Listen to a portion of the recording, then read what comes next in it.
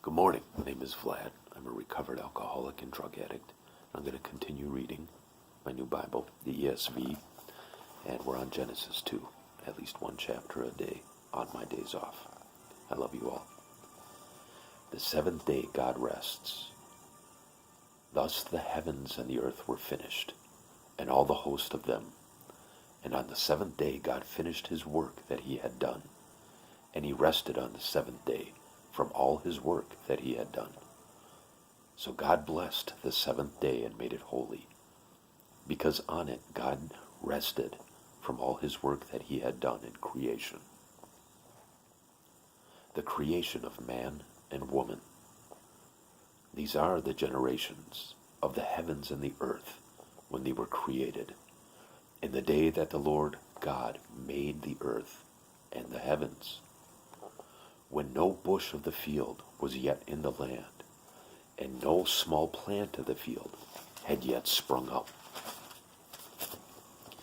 For the Lord God had not caused it to rain on the land, and there was no man to work the ground. And a mist was going up from the land, and was watering the whole face of the ground. Then the Lord God formed the man of dust from the ground, and breathed into his nostrils the breath of life. And the man became a living creature. And the Lord God planted a garden in Eden, in the east, and there he put the man whom he had formed. And out of the ground the Lord God made to spring up every tree that is pleasant to the sight, and good for food. The tree of life was in the midst of the garden, and the tree of knowledge of good and evil. A river flowed out of Eden to water the garden, and there it divided and became 4 rivers.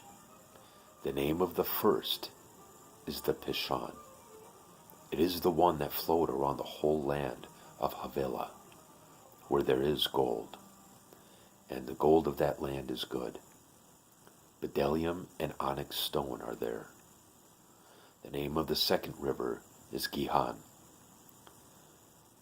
It is the one that flowed around the whole land of Cush. And the name of the third river is the Tigris, which flows east of Assyria. And the fourth river is the Euphrates. The Lord God took the man and put him in the Garden of Eden to work it and keep it. And the Lord God commanded the man, saying, You may surely eat of every tree of the garden, but of the tree of the knowledge of good and evil you shall not eat. For in the day that you eat of it, you shall surely die. Then the Lord God said, It is not good that the man should be alone. I will make him a helper, fit for him. Now out of the ground the Lord God had formed every beast of the field, and every bird of the heavens, and brought them to the man, to see what he would call them. And whatever the man called every living creature, that was its name. The man gave names to all livestock, and to the birds of the heavens, and to every beast of the field. But for Adam there was not found a helper fit for him. So the Lord God caused a deep sleep to fall upon the man, and while he slept, took one of his ribs, and closed up its place with flesh.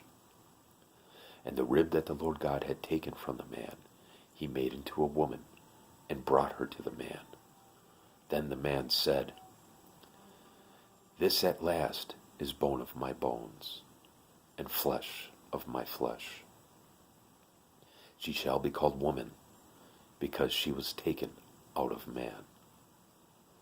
Therefore a man shall leave his father and his mother, and hold fast to his wife, and these shall become one flesh. And the man and his wife were both naked, and were not ashamed.